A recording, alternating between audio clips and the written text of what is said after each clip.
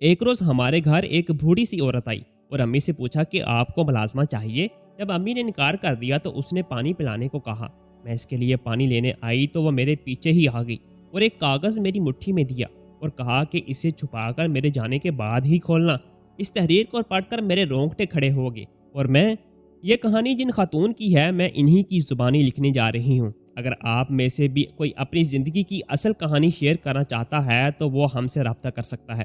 مجھے بچپن میں ماں سے لپٹ کر سونے کی عادت تھی۔ کیا خبر تھی کہ کم سنی میں ہی ان کا ساتھ چھوٹ جائے گا اور پھر مجھے ساری زندگی اکیلے ہی سونا پڑے گا۔ ان دنوں میں 3 برس کی تھی جب میرے ابو کی زندگی میں ایک اور عورت آ گئی۔ انہوں نے میری ماں کو چھوڑ دیا اور اس دوسری عورت کے دامن میں پناہ لے لی۔ میری ماں کو طلاق ہوگی، انہیں میکے میں بیچ دیا گیا۔ اب راتوں کو اٹھ اٹھ کر روتی، تنہائی سے ڈر جاتی تو تکیے سے لپٹ جاتی، اپنی باہوں میں چہرہ چھپا کر اندھیرے سے بچنے کی کوشش کرتی۔ والد صاحب نے مجھے پھپھو کے سپرد کر دیا گیا، مگر وہاں بھی میرا دل نہ لگتا۔ پھپھو اپنے بچوں کو خود سے لپٹا کر سو جاتی اور مجھے ایک طرف کھٹیا پر ڈال کر کہتی، سو جا نہیں تو بلا آ جائے گا اور تجھے کھا لے گا۔ مجھے میری ماں شدت سے یاد آتی۔ میں بچوں کو ان کی ماؤں کے ساتھ ضد اور پیار کرتے حسرت سے دیکھا کرتی۔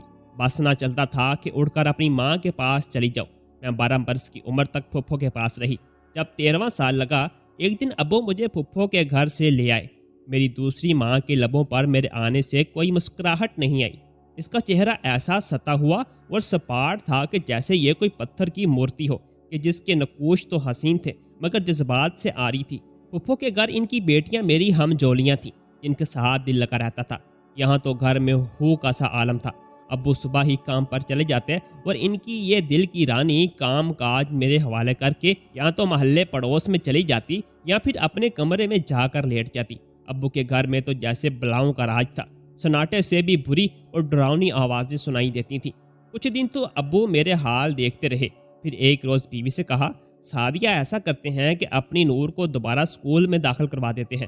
اسکول سامنے ہی تو ہے، میں دیکھ رہا ہوں کہ یہ روز بروز مرجھائی جاتی ہے۔ گھر کے کام کاج کے لیے ایک ملازمہ کا انتظام کیے دیتا ہوں۔ میری بلا سے ان کی بیوی نے بیزاری سے جواب دیا، جو جی میں آئے کر لو، میرا اس لڑکی سے کوئی واسطہ نہیں ہے، یہ تمہاری بیٹی ہے، تم ہی جانو۔ ابو خاموش ہو گئے۔ اس سے اگلے روز پھپھو آ گئی۔ انہوں نے میرے ابو سے کہا، رضوان میاں ابھی تک بچی کو اسکول میں داخل نہیں کرایا؟ اچھی بھلی یہ میرے پاس میری شمرہ کے ساتھ 7ویں جماعت میں پڑھ رہی تھی، مگر یہاں آ کر تو ابھی تک گھر ہی بیٹھی ہے۔ میں آج ہی جا کر وہاں سے اس کا سرٹیفکیٹ لاتی ہوں اور کل خود نور کو اسکول داخل کرواؤں گی۔ پھپھو نے اگلے دن ایسا ہی کیا۔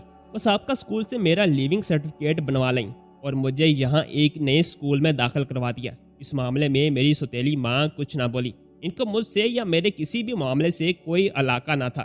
اب میں روزانہ اسکول جانے لگی۔ اسکول جانے سے میری طبیعت کچھ حشاش بشاش رہنے لگی۔ نئی سہیلیاں بن گئیں۔ رفتہ رفتہ ان کے ساتھ کلاس میں اور پھر گھر میں دل لگ گیا اور میں 8ویں جماعت میں آ گئی۔ میری ہم جماعت نائلہ ہمارے ہی محلے میں رہتی تھی۔ میں اب اسکول اس کے ساتھ ہی آنے جانے لگی۔ ہم اپنی پڑھائی کے مسئلے مسائل بھی مل کر حل کر لیا کرتی تھی۔ اسی طرح ہماری دوستی اور زیادہ پکی ہوتی گئی۔ ان دنوں میرے 10ویں کے امتحانات ہونے والے تھے۔ ایک دن اسکول سے واپسی پر میں نائلہ کے گھر چلی گئی۔ وہاں ان کا ایک رشتہ دار بھی بیٹھا ہوا تھا۔ اس نے میرے بارے نائلہ سے پوچھا کہ یہ کون ہے؟ نائلہ نے اس سے کہا، میری سہیلی ہے، میری ہی کلاس میں پڑھتی ہے۔ وہ مجھ سے مخاطب ہو کر پوچھنے لگا، نام کیا ہے تمہارا؟ نور، میں نے سادگی سے جواب دیا۔ وہ نوجوان کہنے لگا، جن کا نام نور ہوتا ہے وہ بہت قسمت والی ہوتی ہیں، اپنا ہاتھ دکھاؤ۔ نائلہ کہنے لگی، نور دکھاؤ اپنا ہاتھ۔ محسن بھائی ہاتھ دیکھ کر جو بھی بتاتے ہیں بالکل سچ ہوتا ہے، تم بھی دکھا کر تو دیکھو۔ میں نے بھی اس کے کہنے پر ہاتھ آگے بڑھا دیا۔ وہ میری ہتھیلی کی لکیروں کو غور سے دیکھ کر بولا، لگتا ہے تمہاری ماں تم سے بہت پیار کرتی ہے۔ اچھا، میں نے حیرانگی سے بولا، اور ہاں اس کے علاوہ کوئی اور بھی ہے جو تم کو پیار کرتا ہے؟ نائلہ ہے، میں نے جھٹ سے جواب دیا۔ تبھی نائلہ بولی، واہ دلہا بھائی آپ بھی کمال کرتے ہو، آج کی آپ کی پامسٹری تو ہو گئی فیل، کیونکہ نور کی تو امی ہی نہیں ہے۔ امی ہیں، میں نے جھٹ سے اس کی بات کاٹی، مگر وہ ہمارے ماموں کی پاس رہتی ہیں۔ جب ہمارے ساتھ رہتی تھی تو بہت پیار کرتی تھی مجھ سے۔ اس پر وہ نوجوان محسن بولا، تمہارے ہاتھ کی لکیروں سے تو اب بھی یہی دکھ رہا ہے کہ وہ اب بھی بہت پیار کرتی ہیں تم سے۔ اگر دور ہیں تو کیا ہوا، وہ تمہیں یاد کر کے رویا کرتی ہیں۔ اس شخص کے منہ سے یہ بات سن کر میری آنکھوں سے آنسو بہنے لگے۔ پھر وہ کہنے لگا، ارے روتی کیوں ہو، زندہ ہے نا تمہاری امی، تو کبھی نہ کبھی مل جائے گی۔ محسن بھائی اس کے ابو نہیں ملنے دیتے اسے اس کی امی سے، نائلہ نے مزید وضاحت کر دی، مگر اس کے ہاتھ کی لکیروں سے صاف ظاہر ہے کہ بہت جلد اپنی ماں سے ملے گی۔ اس آدمی کی ایسا کہنے سے میرا دل کھل اٹھا، جیسے صحرا میں کسی پیاسے کو پانی نظر آ گیا ہو، کہ میں تو برسوں سے ماں کی محبت کو ترسی ہوئی تھی، کب ملیں گی وہ مجھ سے؟ میں نے اشتیاق سے آنسو پوچھ کر سوال کیا۔ صحیح دن اور تاریخ تو نہیں بتا سکتا، لیکن اچھا یہ تو بتاؤ کہ تمہارے ماموں کا کیا نام ہے اور وہ کہاں رہتے ہیں؟ میں نے جب اسے بتایا تو وہ کہنے لگا، ارے وہ تو میرے دوست ہیں، میں اچھی طرح جانتا ہوں انہیں، میں تو کافی بار ان سے مل چکا ہوں۔ چلو میں کسی دن تمہیں تمہاری والدہ سے ملوانے کی کوئی سبیل نکالتا ہوں، لیکن تم اس بات کا کسی سے ذکر مت کرنا، کیونکہ ایسا نہ ہو تمہارے والد تک پہنچ جائے۔ نالا اسی وقت چائے لینے چلی گئی تو اس نوجوان نے مجھے بتایا، میرا نام محسن ہے اور یہ کارڈ پر میرا نمبر ہے، کارڈ کو اپنے پاس سنبھال کر رکھ لو، دھیان رہے کہ کوئی دیکھنے نہ پائے، جب فون کرنا ہو نائلہ کے گھر سے کر لینا، میں آ جاؤں گا۔ یہ باتیں اس نے نائلہ کے سامنے نہ کہیں، اور جب وہ آ گئی تو محسن چپ ہو گیا، شاید کہ وہ اس کی سالی تھی، اس لیے آج میں بہت خوش تھی، جیسے زندگی کے اندھیروں کو کسی نے چراغ دکھا دیا ہو۔ امی سے ملنے کی امید بندھ گئی تھی اور اب مجھ سے انتظار نہ ہو رہا تھا۔ اسی آس میں میں اب محسن کو فون کرنے لگی، ایک دو بار نائلہ کے گھر سے کیا، مگر اس کو نہ بتایا کہ کس کو فون کیا ہے۔ تیسری بار جب اسے فون کرنے لگی تو آخر اس نے پوچھ ہی لیا، تب میں نے کہا کہ پھپھو کو فون کرتی ہوں، وہ بہت یاد آتی ہیں۔ اچھا، فون کر کے بلا لو انہیں۔ وہ میری بات سچ جان کر خاموش ہو رہی اور میری دل جوئی کرنے لگی۔ میں محسن سے فون پر پوچھتی کہ آپ کب مجھے میری امی سے ملوائیں گے؟ وہ مجھے کہتا کہ تم کسی بہانے اسکول کے بجائے میرے بتائے ہوئے پتے پر آ جاؤ، وہاں سے میں تم کو تمہاری ماں سے ملانے کی تدبیر کروں گا۔ مگر کیسے؟ میں نے تجسس کے مارے پوچھا۔ ارے بھائی، اسکول جانے کی بجائے وہاں سامنے جو فارمیسی اور اس کے بک شاپ ہے ادھر آ جانا، میں تمہیں وہاں سے تمہارے ماموں کے گھر لے چلوں گا۔ میں نے کہا، مگر نائلہ جو ساتھ ہوتی ہے؟ ہاں یہ تو ہے، تم اس کے ساتھ اسکول سے نہ نکلنا، تم اس سے کسی بہانے علیحدگی کر لو، کیونکہ جب تک تم اکیلے گھر سے نہ نکلو گی مجھ تک کیسے پہنچو گی؟ میرے دل میں ماں کو دیکھنے اور ان سے ملنے کی خواہش اتنی شدید ہو گئی کہ ایک روز میں نے خواہ مخواہ میں ہی معمولی سی بات پر بہانے سے نائلہ سے لڑائی کر لی اور پھر اکیلے اسکول جانے لگی۔ وہ بھی حیران تھی کہ آخر مجھے کیا ہو گیا ہے، لیکن میرے تیور دیکھتے ہوئے اس نے بھی پھر مجھے زیادہ کھوجنے کی کوشش نہ کی۔ ایک روز میں اسکول سے ذرا لیٹ ہو گئی، اسکول کا گیٹ بند ہو گیا، میں نے ادھر ادھر دیکھا، محسن مجھے میڈیکل سٹور کے سامنے کھڑا نظر آ گیا۔ میں اسے دیکھتے ہی فوراً اس کی طرف چل پڑی، وہ بھی مجھے دیکھتے ہی فوراً میری جانب آیا اور اپنی گاڑی میں بٹھا لیا۔ اسی طرح میں کئی بار اس کے ساتھ گاڑی میں بیٹھ گئی، مگر وہ مجھے نہ ماموں کے پاس لے گیا اور نہ مجھ کو میری ماں سے ملوایا۔ میں 15-16 سال کی بچی اب مرد و عورت کے پیار کو نہیں سمجھتی تھی، میں تو ماں کی لگن میں محسن کی جانب کھینچنے لگی تھی اور پھر اس کی طرف بڑھتی گئی تھی۔ رفتہ رفتہ اس نے بھی میری اتنی تعریفیں شروع کر دیں کہ میں خود پر غور کرنے لگی۔ اب اس کی تعریفوں پر میں پھولے نہیں سمائی تھی۔ پہلی بار مجھے کسی نے یہ احساس دلایا تھا کہ میں بھی کوئی ہستی ہوں، میرا کوئی وجود اور اہمیت ہے۔ اب اس کا یوں میری تعریف کرنا مجھے اچھا لگنے لگا تھا، مگر اب میں بھی اس سے ہر ملاقات میں اپنی ماں سے ملنے کے لیے اصرار ضرور کرتی تھی۔ وہ مجھے میری ماں کے پاس تو نہ لے کر گیا، البتہ اس نے مجھے ایک بوڑھی شفیق خاتون سے ضرور ملوایا۔ ایک روز وہ مجھے اس کے گھر لے گیا اور کہنے لگا، یہ میری خالہ ہے، بہت پیار کرنے والی ہستی ہے، مجھے ماں کا پیار انہوں نے ہی دیا اور تم کو بھی ان سے ماں جیسا ہی پیار ملے گا۔ محسن نے صحیح کہا تھا، مجھے واقعی اس کی خالہ سے ماں جیسا پیار ملنے لگا۔ میں بھی ان کو خالہ کہتی تھی۔ محسن مجھے ان کے پاس چھوڑ کر باہر چلے جاتا اور میں گھنٹوں خالہ کے پاس گزارتی۔ وہ میرے کنگھا کرتی، بال بناتی اور خوب ساری اچھی اچھی باتیں کرتی۔ گھر میں مجھ سے کوئی کلام کرنے والا نہ تھا۔ اس عورت کی باتیں مجھے بہت سکون دیتی، مجھے صحیح معنوں میں سمجھ آتی کہ ماں کا پیار آخر کیا ہوتا ہے۔ کبھی تو میں ان کی گود میں سر رکھ کر سو جاتی اور وہ میرا سر سہلاتی، میرے بالوں میں آہستہ آہستہ انگلیاں پھیرتی، اسی طرح مجھے نیند آنے لگتی۔ وہ عورت بھی جیسے میرا دکھ سمجھتی تھی، کبھی میری دلجوئی کرتی تھی۔ محسن جا چکا تھا کہ ماں کا پیار میری کمزوری ہے، اسی وجہ سے وہ مجھ کو خالہ کے پاس چھوڑ جاتا تاکہ وہ مجھ سے پیار کریں اور میں ان کے پاس سکون محسوس کروں۔ اب خالہ کے ساتھ چند پیار بھرے لمحات گزارنے کی خاطر میں محسن کی گرفت میں آ گئی اور اس کی پوجا کرنے لگی۔ حالانکہ یہ شخص عمر میں مجھ سے کہیں بڑا تھا اور شادی شدہ بھی تھا، مگر مجھے جیسے ان باتوں کا بالکل بھی احساس نہیں تھا۔ مجھے تو گھر کی نفرت بری سرد فضا سے باہر پیار جتانے والا مل گیا تھا، میری تشنا روح کو جیسے کنارہ مل گیا تھا۔ اس نے مجھے میرے ہونے کا احساس دلایا اور مجھے توجہ دی۔ مجھے بھی اب جیسے اس کی آفت سی ہو گئی تھی۔ میں دکھنے میں اپنی عمر سے 3-4 سال بڑی لگتی تھی، اب میں دن رات محسن کے بارے سوچنے لگی۔ ساتھ ہی مجھے یہ بھی تھا کہ محسن ہی وہ واحد انسان ہے جو مجھے میری ماں سے ملوا سکتا ہے، مگر ایک روز وہ اچانک سے غائب ہو گیا۔ میری زندگی میں پھر سے کوئی کمی سی آ گئی۔ میں پھر سے تنہائی محسوس کرنے لگی۔ میری نگاہیں ہر دم اسی کو تلاش کرتیں۔ اب میرا کسی کام میں دل نہ لگتا۔ کافی روز کی بے چینی اور بے سکونی کے بعد خدا نے آخر میری سن لی۔ ایک دن اسکول جاتے ہوئے مجھے سڑک پر جاتا دکھائی دیا۔ میرا دل تو جیسے خوشی سے اچھل رہا تھا۔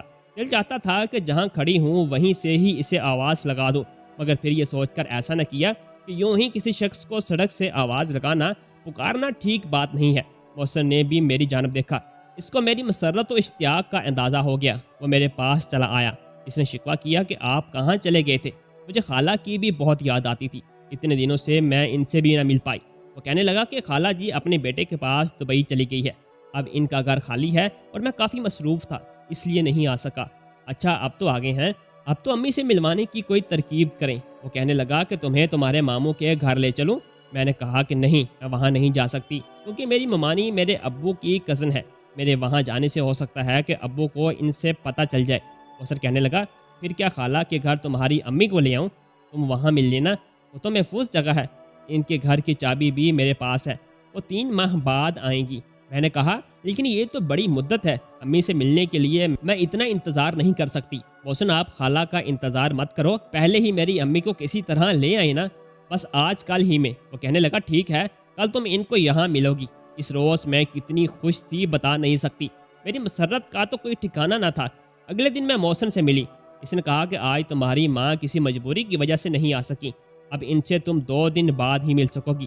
یوں ہی وہ مجھ کو بہلاتا رہا اور مجھے گھیرے میں لیے رکھا۔ ادھر کسی طرح نائلہ کی امی کو سن گن ہوگی کہ میں اسکول جانے کو نکلتی ہوں لیکن اسکول نہیں جاتی، تو آخر پھر کہاں جاتی ہوں؟ انہوں نے اس کا میری سوتیلی ماں سے ذکر کر دیا، کیونکہ میں نے تو نائلہ سے بول چال بند کر رکھی تھی۔ اسی وجہ سے اس کو بھی علم نہ تھا کہ میں اسکول نہیں جاتی، تو کہاں جاتی ہوں۔ جب بات میری سوتیلی ماں کے کانوں تک پہنچی تو وہ بھی کچھ حیران ہوئی۔ اس نے ملازمہ سے کہا کہ میری جاسوسی کرائے، اور پھر آخر ابو کو بھی بتا دیا کہ تمہاری یہ بیٹی غلط راستے چل رہی ہے، پانی سر سے گزرنے سے پہلے اس کی خبر لو۔ انہوں نے جب مجھے بلا کر پوچھا، میں اتنا روئی کہ نہ وہ کچھ سمجھ سکے اور نہ میں کچھ بتا سکی۔ جب وہ تھک گئے تو خود ہی میرے پاس سے چلے گئے، مگر معاملے کی سمجھ جیسے ان کو بھی آ چکی تھی۔ ماں کی مجھ پر نظر اب گہری ہوگی، میں اکیلے کہیں آ جا نہ سکتی تھی۔ اب میرا محسن سے ملنا بھی محال تھا۔ 15 دن یوں ہی گزر گئے۔ میرا بس نہ چلتا تھا کہ یہاں سے اڑ کر محسن سے ملنے چلی جاؤں۔ اب ہر وقت اسی تگ و دو میں رہنے لگی کہ آخر کس طرح سے محسن سے رابطہ کروں۔ انہی دنوں ہماری گلی میں ایک لڑکی کی شادی تھی۔ ہم گھر والوں کو بھی مدعو کیا گیا تھا۔ شام کے 6 بجے ہم شادی والے گھر پہنچ گئے۔ خیال تھا رات جگہ رہے گا، شادی والے گھر ہنگامہ رہتا ہے۔ میں نے سوچا کہ آج میرے پاس موقع ہے اور مجھے اس موقع سے فائدہ اٹھا لینا چاہیے۔ میں موقع ملتے ہی وہاں سے کھسک گئی۔ سوچا اتنی بھیڑ میں بھلا میری غیر حاضری کا کس کو علم ہوگا۔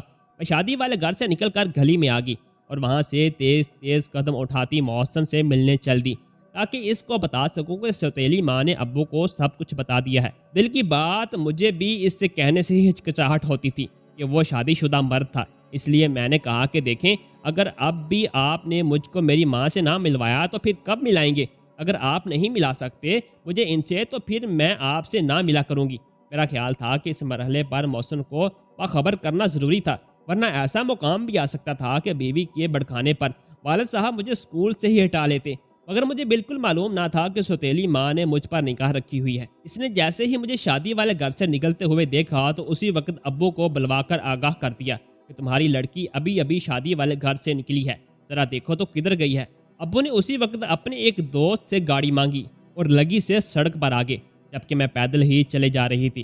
کچھ آگے جا کر میں نے رکشہ لیا اور رکشے والے سے کہا کہ مجھے ایک ضروری فون کرنا ہے۔ اس نے ایک دکان کے سامنے رکشہ روک لیا، پھر وہ کہنے لگا بی بی یہ سامنے پی سی او ہے، یہاں سے فون کر لو۔ میں نے رکشے سے اتر کر پی سی او سے محسن کا نمبر ملایا۔ اس نے ہیلو کیا اور پوچھنے لگا کہ میں کون ہوں۔ میں نے اسے بتایا کہ آپ کی طرف آنا چاہتی ہوں، کچھ ضروری بات کرنی ہے۔ وہ حیران ہوا کہ میں رات کے اس وقت اسے کال کر رہی تھی، پھر کہنے لگا اچھا خالہ کے گھر آ جاؤ کیونکہ وہ تمہیں نزدیک پڑے گا۔ اسی رکشے پر میں اس کی خالہ کے گھر پہنچی، اس بات سے بالکل بے خبر کہ ابو گاڑی میں میرا پیچھا کر رہے ہیں۔ وہ پہلے ہی وہاں موجود تھا۔ خالہ کے گھر وہ گویا میرا ہی انتظار میں بیٹھا تھا۔ ہم پہلے بھی اکثر یہاں ہی ملاقات کو بیٹھا کرتے تھے اور یہ ہمارے لیے ایک محفوظ جگہ تھی۔ ابھی مجھے یہاں آئے چند ہی منٹ ہوئے تھے۔ میں اپنی بات بھی نہ بتا پائی کہ ابھی حال احوال ہی پوچھا تھا، اتنے میں والد صاحب آ گئے۔ انہوں نے زور زور سے در بجایا، گویا وہ مجھے اس مکان میں داخل ہوتے دیکھ چکے تھے۔ محسن نے دروازہ کھولا اور والد صاحب غصے میں اس کو دھاس کر دھکیل کر اندر آ گئے۔ محسن ان کے پیچھے بھاگا۔ ارے آپ ہیں کون؟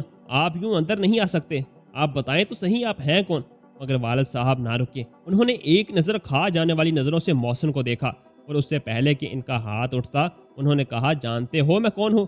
میں بغیرت اس لڑکی کا باپ ہوں جو اندر بیٹھی ہے، اور میں اس کا پیچھا کرتے یہاں تک آیا ہوں۔ یہ سن کر محسن سٹپٹا گیا اور وہ اندر آ گئے۔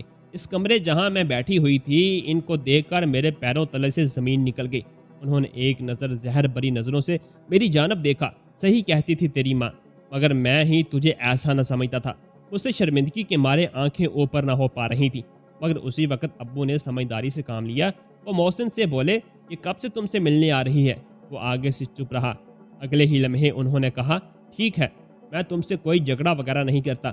اگر تمہیں یہ لڑکی اتنی ہی پسند ہے تو ابھی فوراً اس سے نکاح کا بندوبست کرو، اور پھر تم اس کو زندگی بھر ادھر ہی رکھو۔ ہمارے لیے یہ مر چکی ہے، لیکن اب مزید تم ہماری آنکھوں میں دھول نہیں جھونک سکتے۔ محسن سے سن کر جیسے ہکا بکا سا رہ گیا۔ جواب میں اس نے جو بات کہی جیسے کسی نے میرے کانوں میں انگارے انڈھیل دیے ہوں۔ کاش یہ جواب سننے سے قبل میں مر جاتی۔ وہ بولا، انکل میں نے اس سے شادی کے بارے میں کبھی سوچا ہی نہیں۔ آپ کی لڑکی خود میرے پاس آتی تھی، میں اس کو بلانے نہیں جاتا تھا۔ ابھی بھی دیکھیں کہ خود میرے پاس آئی ہے۔ میں نے کبھی اس سے نہیں کہا کہ میں تم سے شادی کروں گا یا تم مجھے اچھی لگتی ہو۔ میں تو شادی شدہ بال بچے والا آدمی ہوں، میں بھلا کس طرح اس سے نکاح کر سکتا ہوں؟ میری بیوی گھر میں موجود ہے، اور میرے بڑے بھائی جن کے ساتھ میں رہتا ہوں وہ تو مجھ کو گھر سے نکال دیں گے۔ بہتر ہے آپ اس کو یہاں سے لے جائیں۔ اور پھر اس نے مجھے بھی مخاطب کرتے ہوئے مجھے بھی کہا، دیکھو تم اپنے ابو کے ساتھ چلی جاؤ اور ان کی عزت بچا لو، میں تمہیں نہیں رکھ سکتا۔ اس کی یہ بات سن کر میں کنگ سے سرد ہوگی، بالکل جیسے پتھر کی طرح۔ والد صاحب بھی حیران و پریشان تھے کہ آخر یہ سب کیا ہے۔ اسی خاموشی کے درد کو سمیٹے میں باپ کے ساتھ گھر چلی گئی۔ اب ایک صدمہ ہی دل کو کافی نہ تھا، دوسری قیامت بھی تھی۔ میری سوتیلی ماں کے ہاتھ میری سب سے بڑی کمزوری لگ چکی تھی، جس نے ہر وقت اب مجھے تانے مار مار کر رلا رلا کر مجھ کو جیتے جی مار دیا تھا، اور میری حالت جیسے نیم پاگلوں سی ہو گئی تھی۔ ادھر محسن کی دھوکے بازی کا دکھ، اوپر سے اپنی توہین کا غم، باپ کی نظروں سے گر جانے کا صدمہ، اور سوتیلی ماں کی ڈستی ہوئی زہریلی زبان۔ میری آنکھوں نے اتنے آنسو بہائے کہ آنسو بھی جیسے آنکھوں سے خشک ہو گئے تھے۔ مجھ پر گھر سے باہر نکلنے کی سخت پابندی لگ گئی۔ حالانکہ ان دنوں میری یہ کیفیت تھی کہ مجھ پر پابندیاں نہ بھی لگتیں تو بھی محسن نے میری اتنی سبکی کرائی تھی کہ میں کبھی دوبارہ اس کے پاس پلٹ کر نہ جاتی۔ اس سے میرا سکول چھوٹا، سہیلیاں چھٹی، اور مستقبل کے خواب بھی۔ میرا 1 سال اس کرب میں گزر گیا۔ میں نے بہت مایوس ہو کر ایک بار خودکشی کرنے کی بھی کوشش کی، مگر ناکام رہی۔ جب میری کچھ ہوش ٹھکانے آئی تو میں نے سوتیلی ماں کے دینوں کا برا ماننا چھوڑ دیا، کیونکہ غلطی سراسر میری ہی تھی۔ اس کی وجہ سے ان کی عزت پہ حرف آیا تھا۔ ایک روز میں نے ان کے پاؤں پکڑ کر ان سے معافی مانگ لی اور ان سے مجھے کالج میں داخل کرانے کی التجا کی۔ وقت گزرتا رہا۔ 3 سال بعد ایک دن ایک عورت ہمارے گھر آئی۔ ماں نے دروازہ کھولا تو اس نے کہا، کیا آپ کو ملازمہ چاہیے؟ مجھے کام کی ضرورت ہے۔ ماں بولی، نہیں، ہمارے پاس پہلے ہی ملازمہ ہے، اس لیے ملازمہ کی ضرورت نہیں ہے۔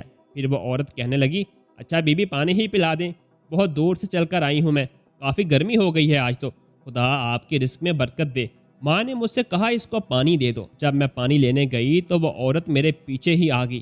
میں کچھ حیران ہوئی، اور جب پانی کا گلاس میں نے اس کو دیا، اس نے میری مٹھی میں ایک کاغذ دے دیا اور پھر جھٹ باہر نکل گئی۔ میں نے دوسرے کمرے میں جا کر کاغذ کھولا اور اس میں لکھی ہوئی تحریر کو پڑھنے لگی۔ اگلے ہی لمحے تحریر پڑھ کر میرا چہرہ غصے سے تلملا اٹھا۔ یہ محسن کا خط تھا۔ اس نے لکھا تھا کہ میری بیوی کو گردوں کا کینسر ہو گیا ہے اور اب میرے لیے دوسری شادی کرنا لازم ہے، اور سمجھو کہ میری مجبوری بن گئی ہے۔ اگر میری یہ شادی تم سے نہ ہوئی تو کسی اور سے کر لوں گا، اگر تم کر لو گی تو تمہاری ساری رسوائیاں اور داغ دھل جائیں گے، اس لیے اپنے بزرگوں کو منا لو اور زندگی برباد مت کرو۔ خط پڑھ کر مجھے اس قدر غصہ آیا کہ یہ کیسا انسان ہے۔ شام کو جب والد صاحب آئے تو میں نے وہ خط ان کے ہاتھ میں دے دیا۔ انہوں نے کہا، اچھا کیا جو مجھے آگاہ کر دیا، اب میں اس کم بخت کی خبر لیتا ہوں۔ جب ہم نے خود اس سے کہا تھا اس وقت اسے کیا ہو گیا تھا، یہ شخص جیسا پہلے تھا اب بھی وہی ہے۔ میرے چہرے پر پریشانی کے تاثرات دیکھ کر وہ کہنے لگے، خبردار اب اس سے دھوکہ مت کھانا۔ 3 ماہ بعد میں نے سنا کہ محسن کی بیوی کا انتقال ہو گیا ہے اور اس نے دوسری شادی کر لی ہے۔ محسن نائلہ کی خالہ زاد کا شوہر تھا۔ انہی لوگوں کی زبانی مجھے بعد میں پتا چلا کہ محسن نے اپنی بیوی کی وفات کے 1.5 ماہ بعد ہی دوسری شادی کر لی ہے۔ کئی بار میں اکیلی بیٹھ کر دل میں سوچتی تو یہ ہے محسن، جیسے مردوں کی وفا۔ اس نے بیوی کی وفات کے بعد 6 ماہ بھی صبر نہ کیا اور سر پر دوبارہ صحرا باندھ لیا۔ میں نے ٹھنڈے دل سے اس خبر کو سنا، نہ جانے کیوں دکھ تو ہوا، مگر یہی سوچا کہ یہی تقدیر ہے۔ مگر میرا دل غم سے جیسے پھٹا جاتا تھا۔ محسن کی دوسری بیوی کافی تیز ترار عورت تھی۔ کچھ ہی ماہ بعد اس کی زبانی محلے بھر میں میرا اور محسن کا گزرا ہوا ماضی منظر عام پر آنے لگا۔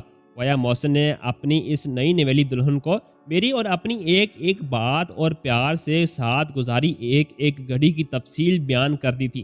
یہ وہ ہمارے درمیان کی باتیں تھیں جن کو صرف میں اور محسن ہی جانتے تھے۔ وہ باتیں اب زبانیں زد عام ہو گئی تھیں۔ میں ہر جگہ بدنام ہوگی۔